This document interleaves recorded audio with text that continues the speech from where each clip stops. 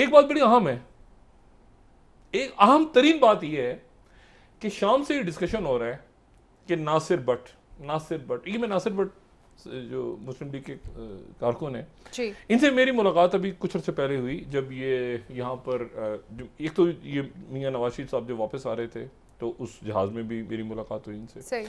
और बाकी इन पे क्या मुकदमात हैं, क्या मुकदमात नहीं हैं, कौन है कौन नहीं, उसको छोड़ दें। अभी ये अदालतों के अंदर भी इनसे मियां साहब की जब पेशी होती थी मौजूद होते थे, उसको सबको छोड़ दें।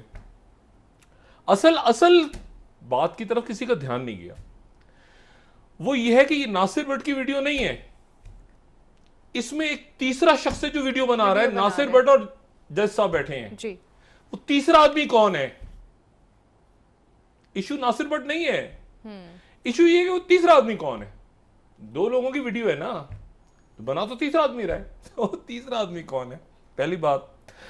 दूसरी बात जो है वो ये है कि इसमें ये वीडियो बनी कब की बनी हुई वीडियो है ये इसका कोई निशान हमें नहीं मिल रहा, सवाए इस बात के कि एक जगह पर वो कह रहे हैं कि रोज़े शायद शुरू हो गए हैं, तो गालिबन ये कोई रमज़ान के दिनों की शायद बात है शुरू में, और कोई क्लू नहीं है कि इसकी तारीख क्या है, ये कब की है।